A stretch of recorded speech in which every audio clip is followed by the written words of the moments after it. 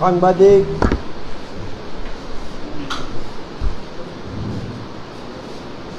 বন্ধুসকল, আপোনালোকক এই সংবাদ মেললৈ মই আদৰণি জনাইছোঁ। অসমে সন্মুখীন হোৱা এটা অতি ভয়ংকৰ সমস্যা আৰু এটা অতি গুৰুত্বপূৰ্ণ সমস্যা, যিটোৰ বিষয়ে চৰকাৰে নিজেই তথ্য দিছিল, অথচ এই পৰ্যন্ত চৰকাৰে একো নকৰি মনে মনে বহি আছে। তেনে এটা বিষয়ক লৈ বা সেই সম্পৰ্কীয় কিছু কথা ক'বৰ বাবে আপোনালোকক আজি আমন্ত্ৰণ জনাইছোঁ। মোৰ বাওঁফালে বহি আছে আঞ্চলিক গণমৰ্চাৰ সাধাৰণ সম্পাদক প্ৰণৱ চেতিয়া, আৰু মোৰ সোঁফালে আছে আমাৰ উপসভাপতি ৰূপেন চৌধুৰী। আপোনালোকে বিষয়টো নিশ্চয় অৱগত যে ভুৱা কৃষকৰ নামত শ শ কোটি টকাৰ কেনেকৈ আত্মসাৎ হ'ল, অনিয়ম হ'ল, সেই বিষয়ে আপোনালোকে নিশ্চয় অৱগত। এতিয়া আমি অতি দুখ আৰু উদ্বেগেৰে ক'বলগীয়া হৈছোঁ যে বিজেপিৰ শাসনত অসমত এতিয়া এক প্ৰকাৰ ডকাইতি ৰাজ চলিছে। চৰকাৰখনৰ কেওফালে এটা সমন্বয়হীন অৱস্থা, ব্যাপক দুৰ্নীতি, আৰু মুখ্যমন্ত্ৰী তথা মন্ত্ৰীসকলৰ খেয়াল খুচিমতে অসমৰ ৰাজশাসন চলিছে। সাধাৰণ মানুহৰ অৱস্থা প্ৰতিটো ক্ষেত্ৰতে, এইবোৰ খবৰ আপোনালোকেই আমাক দিছে। সাধাৰণ মানুহৰ জীৱন এক প্ৰকাৰ অচল হ'বলৈ ধৰিছে। কৰোনাৰ নামতো আনকি কেলেংকাৰীৰ সীমা নোহোৱা হৈছে। কিন্তু এইবোৰৰ বিৰুদ্ধে গণতান্ত্ৰিক এখন সমাজত মাত মতাৰ যি অধিকাৰ থাকে, তাকো যেন কাঢ়ি লৈ যোৱা হৈছে। আৰু আমাৰ এই মৌলিক অধিকাৰৰ ওপৰত বা মৌলিক অধিকাৰ কাঢ়ি লৈ তেওঁলোকে স্বেচ্ছাচাৰিতাৰ চৰম দৃষ্টান্ত দাঙি ধৰিছে। শ শ কোটি টকাৰ কেলেংকাৰী পোহৰলৈ অহাৰ পিছতো আমি যে প্ৰথম মই ক'ব খুজিছোঁ এইটো নহয়, অতি দুৰ্ভাগ্যজনকভাৱে আৰু এক প্ৰকাৰ অতি নিৰ্লজ্জভাৱে মুখ্যমন্ত্ৰীগৰাকীয়ে মৌনতা অৱলম্বন কৰিছে। ইয়াতকৈ লাজ আৰু অপমানৰ কথা অসমবাসীৰ বাবে আন একো হ'ব নোৱাৰে। এতিয়া আপোনালোকে লক্ষ্য কৰক যে অসমত ভুৱা কৃষকৰ নামত শ শ কোটি টকাৰ লুণ্ঠনৰ কথাটো প্ৰথমে কোনে কৈছিল? এই কথাটো কৈছিল লোকসভাত বিজেপি চৰকাৰৰ কৃষি আৰু কৃষক কল্যাণ মন্ত্ৰী নৰেন্দ্ৰ সিং টোমাৰে যোৱা 20 জুলাই তাৰিখে সংসদৰ মজিয়াত তেওঁ স্বীকাৰ কৰিছিল। আৰু এই স্বীকাৰ কৰি লোৱাৰ পিছত আজি এটা মাহ পাৰ হৈ গ'ল, সেই সম্পৰ্কে একোৱেই নহ'ল। অসমৰ মুখ্যমন্ত্ৰীগৰাকীয়ে ৰাজ্যত ঘটি যোৱা এনে এটা ঘটনা, দেশ এইটো এটা ডকাইতি, এই ঘটনা মুকলিলৈ অহাৰ পিছতো এমাহ সময় পাৰ হৈ গ'ল, তেওঁ একো নকৰিলে। এই বিষয়ে কিবা ক'বলৈ এটা মাহতকৈ আৰু কিমান সময় লাগে? আমি ধৰি লওঁ যে বিষয়টোৰ ওপৰত মাত মাতিবৰ বাবে মুখ্যমন্ত্ৰীগৰাকীৰ সাহসৰ অভাৱ। কেন্দ্ৰীয় চৰকাৰ আঁচনি আপোনালোকে জানে, PM কিষাণ সন্মান নিধি 10 বা 20 লাখ টকাৰ কথা নহয়, 554 কোটি 1,72,000। মই আকৌ কৈছোঁ যে 554 কোটি 1,72,000 টকা ভুৱা কৃষকৰ নামত হিমন্ত বিশ্ব শৰ্মাৰ চৰকাৰৰ মন্ত্ৰী, বিধায়ক, বিষয়া আমোলা আৰু স্থানীয় বিজেপি দালাল সকলে মিলি আত্মসাৎ কৰিলে। এইবোৰ ওলাই গৈছে। আমাৰ প্ৰশ্ন হৈছে এইটোৱেই যে ইমান এটা ডাঙৰ ঘটনা পোহৰলৈ অহাৰ পিছত স্বয়ং কেন্দ্ৰীয় মন্ত্ৰীগৰাকীয়ে, কৃষিমন্ত্ৰীগৰাকীয়ে সদনত কোৱাৰ পিছত এই ডকাইতি সম্পৰ্কত মুখ্যমন্ত্ৰীৰ ক'বলগীয়া একো নাই নেকি? মুঠ 8,35,268 গৰাকী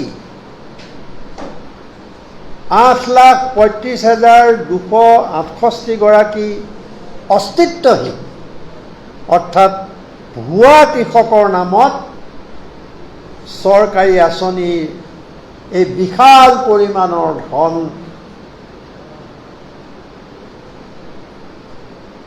উলিয়াই অনা যিসকল মানুহ, এই ধন যে লৈ গ'ল, ভুৱা কৃষকৰ নামত যে টকাটো লৈ গ'ল, ডকাইতি কৰিলে, আৰু কোনে তাক আত্মসাৎ কৰিলে? মই কৈছোঁৱেই যে মন্ত্ৰী, আমোলা, বিজেপিৰ দালাল এইসকলে মিলি এই ধন আত্মসাৎ কৰিলে। কোনটো? মইতো ক'লোঁ যে 554 কোটি 1,72,000 টকা ভুৱা কৃষকৰ নামত টকাটো, আৰু বাকী 8,35,268 গৰাকী অস্তিত্বহীন ভুৱা কৃষকৰ নামত।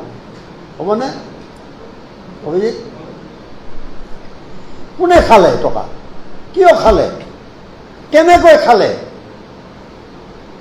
কোনে কৃষকৰ নামত জালিয়াতি কৰিলে? ইয়াৰ কোনো আজি পৰ্যন্ত তদন্ত নহ'ল।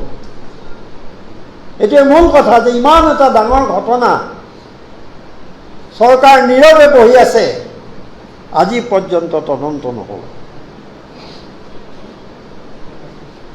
22 জুলাই তাৰিখে সংসদত প্ৰশ্নৰ উত্তৰত তন্ন তন্নকৈ দেশৰ PM কিষাণ সন্মান নিধিৰ তথ্য সংসদৰ মজিয়াত তুলি ধৰা হৈছিল। আৰু তুলি ধৰিছিল কোনে? দেশৰ কৃষি আৰু কৃষক কল্যাণ মন্ত্ৰী নৰেন্দ্ৰ সিং টোমাৰে। দেশৰ অন্য ৰাজ্যতো এই আঁচনিৰ নামত অলপ ইফাল সিফাল হৈছে। মই নকওঁ যে অন্য ৰাজ্যত অলপ ইফাল সিফাল হোৱা নাই, কিন্তু মনত ৰাখিব লাগিব যে অসমৰ দৰে ইমান ব্যাপক হাৰত অযোগ্য হিতাধিকাৰী বাছনি কৰি 560 কোটি টকা আত্মসাৎ কৰাৰ ঘটনা ক'তো ঘটা নাই। অলপ ইফাল সিফাল হৈছে স্বাভাৱিকভাৱে, কিন্তু অসমৰ দৰে ইমান এটা ভয়ংকৰ 560 কোটি টকা আত্মসাৎ কৰা ঘটনা আমি ক'তো দেখিবলৈ পোৱা নাই। এটা কথা অতি স্পষ্ট যে বিষয়টোৰ সৈতে জড়িত চৰকাৰৰ মুৰব্বী, সংশ্লিষ্ট বিভাগীয় মন্ত্ৰী, বিধায়ক, চৰকাৰী বিষয়ামূলাৰ ষড়যন্ত্ৰমূলক অৰিহণা বা অপৰাধ অবিহনে ইমান ডাঙৰ এটা কেলেংকাৰী সংঘত বৃহৎ পৰিমাণৰ ৰাজহুৱা ধনৰ বিতৰণৰ অনিয়ম কোনো কাৰণতেই সংঘটিত হ'ব নোৱাৰে। আৰু যদি অসমত সঁচাকৈ এখন নীতিনিষ্ঠ চৰকাৰ থাকিলেহেঁতেন, তেতিয়া অন্ততঃ কৃষকৰ জীৱনক লৈ কৃষকৰ ধন এনেধৰণে আত্মসাৎ কৰা কেতিয়াও সম্ভৱ নহ'লহেঁতেন। আচ্ছা, চাওক আপোনালোকে যে সংসদত কৃষিমন্ত্ৰীগৰাকীয়ে এই তথ্য মুকলি কৰি দিয়াৰ পিছত, এই তথ্য দিয়াৰ পিছত লগে লগে অসম চৰকাৰে এটা গোচৰ পঞ্জীভুক্ত কৰিব লাগিছিল আৰু ইয়াৰ তদন্ত আৰম্ভ কৰিব লাগিছিল। মই আকৌ কৈছোঁ যে এই কথাটো যেতিয়া প্ৰকাশ কৰিলে মন্ত্ৰীগৰাকীয়ে সংসদত, লগে লগে অসম চৰকাৰে এটা গোচৰ পঞ্জীভুক্ত কৰিব লাগিছিল আৰু তদন্ত আৰম্ভ কৰিব লাগিছিল, মানে বিচাৰ আৰম্ভ হ'ব লাগিছিল। কিন্তু এনেকুৱা একো নহ'ল, একো নকৰিলে, আৰু আজিলৈকে এই সংবাদমেল পতাৰ সময়লৈকে তেওঁলোকে একো কৰা নাই। ইয়াৰ অৰ্থ হ'ল যে ইমান বৃহৎ পৰিমাণৰ ধন চৰকাৰৰ মন্ত্ৰী আমোলাৰ পৃষ্ঠপোষকতাতে যে আত্মসাৎ হোৱাৰ পিছতো দুৰ্নীতিৰ ক্ষেত্ৰত শূন্য সহনশীলতা শুনি শুনি আমাৰ কাম ঘোলা হৈ গৈছে। আৰু এই চৰকাৰখনে কি কৰিলে, 560 কোটি টকাৰ এই ঘটনাৰ পিছতো তেওঁলোকে মনে মনে বহি থাকিলে। খাইছে খাওক, আমাৰ দলৰ মানুহে খাইছে, এনেকুৱা এটা মনোভাৱ যেন আমাৰ ধাৰণা হৈছে। আচ্ছা, নিজে চৰকাৰখনে একো নকৰিলে, আকৌ ইফালেদি চাওক, নিজেতো একো নকৰিলেই, দুৰ্নীতিত আকণ্ঠ ডুবি থকা চৰকাৰখনৰ যি বহতীয়া পুলিচ আৰক্ষী, তেওঁলোকে কি কৰিলে আপোনালোকে এটা মই ডাঙৰ তথ্য দিছোঁ। এগৰাকী সচেতন নাগৰিক আৰু সক্ৰিয় ৰাজহুৱা কৰ্মীয়ে এখন এজাহাৰ দাখিল কৰিছিল, আৰু সেই এজাহাৰখনৰ ক্ষেত্ৰত এই পৰ্যন্ত পুলিচে আৰক্ষীয়ে একো ব্যৱস্থাই নল'লে। চাওক আপোনালোকে গোটেই কথাটো, চৰকাৰে তদন্ত নকৰিলে এমাহ, পুলিচত এজন নাগৰিকে, সচেতন নাগৰিকে, ৰাজহুৱা কৰ্মীয়ে, সমাজকৰ্মীয়ে এখন FIR দিছিলে, সেইখনো তেওঁলোকে আনকি এই পৰ্যন্ত একো ব্যৱস্থা নল'লে। 22 জুলাইত দাখিল কৰিছিলে এইখন। 22 জুলাইত দাখিল কৰা ইমান ভয়ংকৰ অভিযোগৰ বেলিকা আজিলৈকে যুৱকজনৰ সাক্ষ্য পৰ্যন্ত লোৱা হোৱা নাই।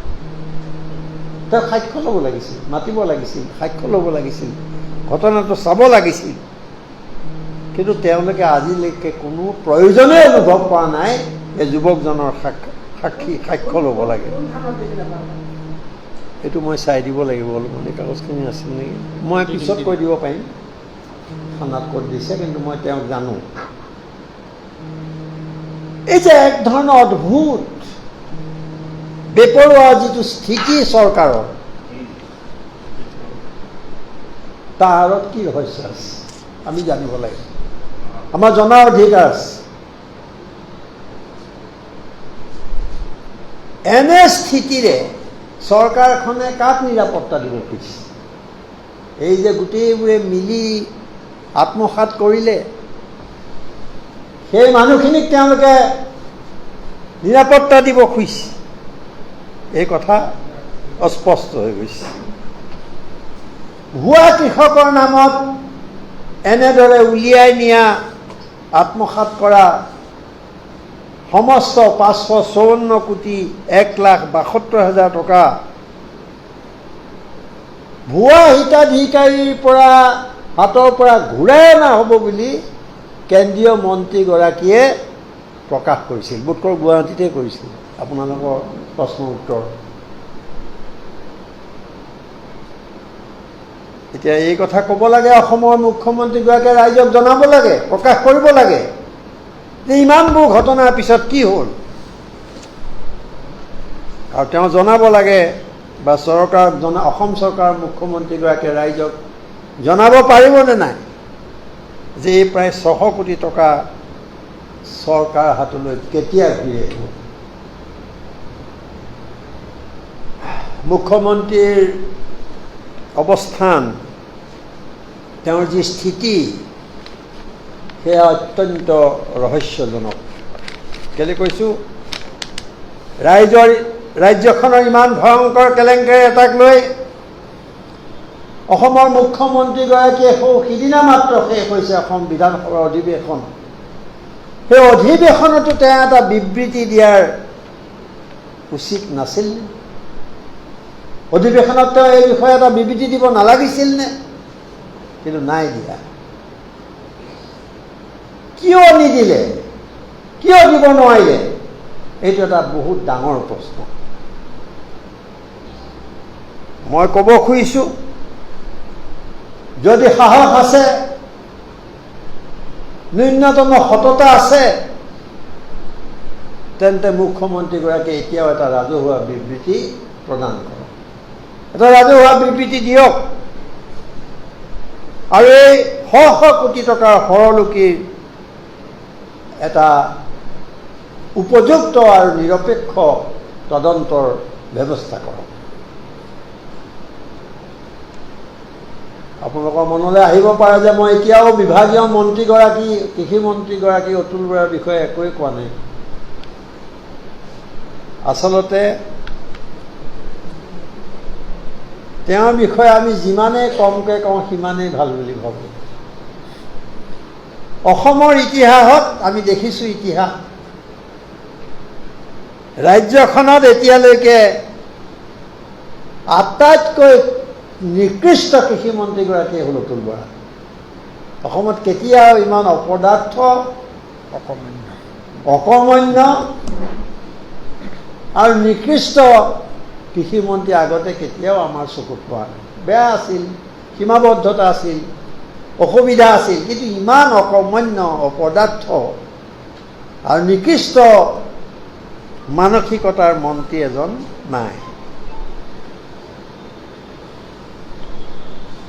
বিভাগটোৰ যদি শীৰ্ষত বহি থকা মন্ত্ৰীজনৰ আশীৰ্বাদ যদি নাথাকে আৰু কিবা যদি অংক নাথাকে, তেন্তে ইমান ডাঙৰ 600 কোটি টকাৰ কেলেংকাৰী এটা কেতিয়াও সংঘটিত হ'ব নোৱাৰে। এই কথা এটা সামান্য সৰু ল'ৰাইও বুজি পাব। এইটো বুজিবলৈ বৰ বেছি মগজুৰ প্ৰয়োজন নাই, বয়সৰো প্ৰয়োজন নাই, অভিজ্ঞতাৰ প্ৰয়োজন নাই। সাধাৰণ ল'ৰা এটাই কথাটো বুজি পাব। গতিকে মই কৈছোঁ, এটা সমস্ত কেলেংকাৰী আমি এটা উচ্চ পৰ্যায়ৰ তদন্ত দাবী কৰিছোঁ। মুখ্যমন্ত্ৰীগৰাকীয়ে তেওঁৰ স্থিতি স্পষ্ট কৰিব লাগিব আৰু তদন্তৰ স্বাৰ্থত কৃষি মন্ত্ৰীজনক মন্ত্ৰিত্বৰ পৰা আঁতৰাই তদন্ত আগবঢ়াব লাগিব। তদন্তৰ স্বাৰ্থত এটা উচ্চ পৰ্যায়ৰ নিৰপেক্ষ তদন্ত কৰিব লাগিব আৰু তদন্তৰ স্বাৰ্থত বিভাগীয় মন্ত্ৰীগৰাকীক আঁতৰাই লৈ পেলাই তদন্ত প্ৰক্ৰিয়া আৰম্ভ কৰিব লাগিব। অন্যথা ৰাইজে আৰু আমি বুজিম যে ইয়াত স্বয়ং মুখ্যমন্ত্ৰী হিমন্ত বিশ্ব শৰ্মাৰো নিশ্চয় কিবা অংক আছিল।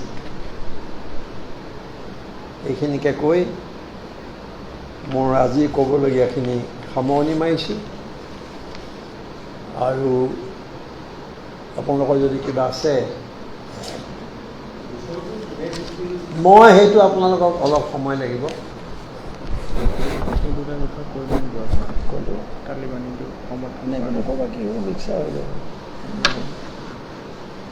সেইবোৰ কৈ দিলে ক'ৰবাত গৈ বেলেগ হৈ যাব।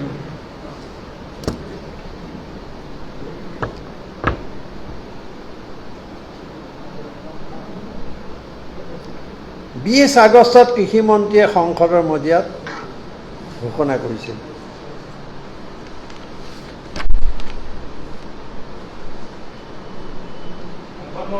কৃষিমন্ত্ৰীয়ে কৈছে, কৃষিমন্ত্ৰীয়ে বিভিন্ন সময়ত সংবাদ মাধ্যমত কৈছে যে ভুৱা কৃষকসকলক আমি গতাই দিবলৈ চৰকাৰক আমি সহায় কৰিছোঁ। গতিকে বিষয়টো আচলতে কেনেধৰণৰ?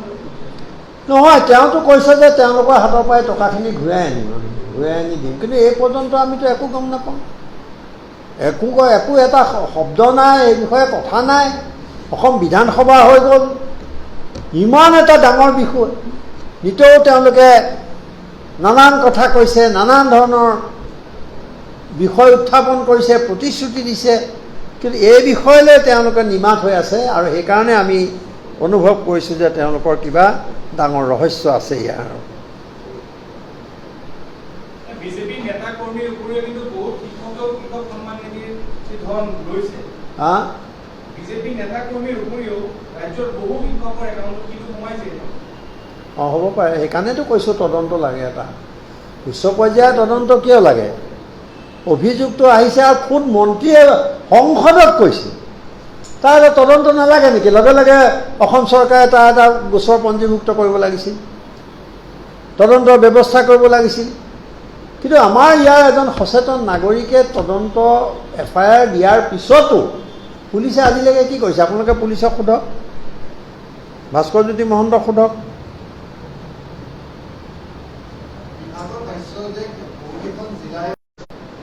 দিবহে লাগে সোনকালে। মই এইটো সুধি দিছোঁ দেই, কোনে দিলে ফোনটো।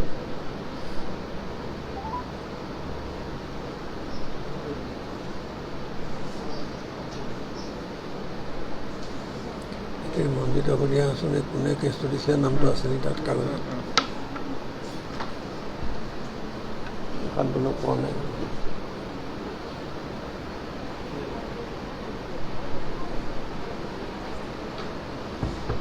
এইবোৰ চলিছে অসমত।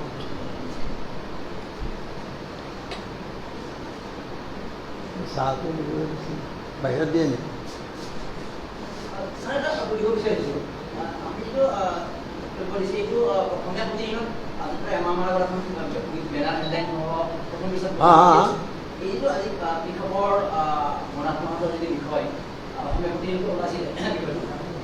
ওলাইছে, সেইটোতো এতিয়া মন্ত্ৰীয়ে কৈছিলে লগে লগে ওলাইছে চবতে।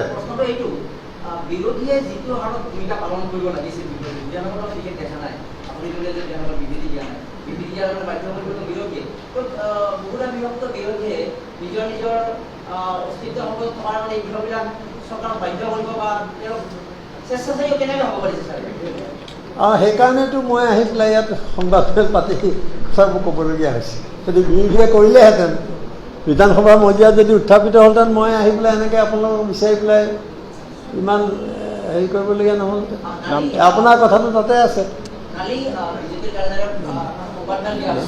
সুব্ৰত তালুকদাৰ। তেওঁ সুব্ৰত তালুকদাৰ, দিছপুৰ থানা সুব্ৰত তালুকদাৰ দেই। তেওঁ লেখা মেলাও কৰে। সুব্ৰত তালুকদাৰ, দিছপুৰ থানা। তেওঁক আপোনালোকে যোগাযোগ কৰি ল'ব পাৰে, মোৰ ওচৰত নম্বৰো আছে।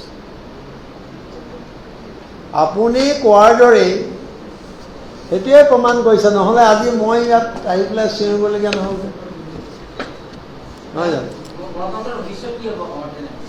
এইটোতো বহুত ডাঙৰ প্ৰশ্ন। গোটেই ভাৰতবৰ্ষতে আজি এইটো লৈ পেলাই চিন্তা চৰ্চা চলিছে।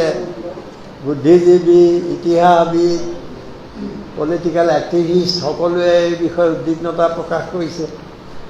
ভৱিষ্যত কি হ'ব আপুনি বুজি লওক। অন্ধকাৰ অন্ধকাৰ।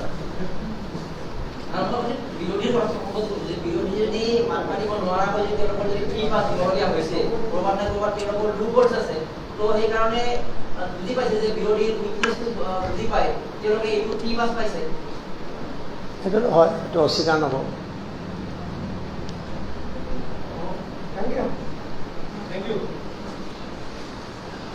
চাপা দিছে হা, মই দেৰি কৰিছোঁ, সোনকালে শেষ হৈছে। মই আৰু অন্যান্য বিষয়লৈ যাব খোজা নাই। এইটো এটা বৰ মেজৰ ইছ্যু, অলপ হাইলাইট হ'লে ভাল ন? সেপাৰেটকৈ এইটো বিষয়ত অকণমান দি দিম বাহিৰত ন? এইটো মই হেৰি কৰিব খোজা নাই পিছত তুমি বুলিয়ে কথাটো নহয় আঞ্চলিক নালাগে দিব কি দৰকাৰ সুধিলে বেলেগ কথা সুধিলেতো ময়ো কওঁ কি হ'ব গোটেইবোৰ মিলি কিবা এটা ওলাব সেইটোকে হেৰি কৰিব দিয়া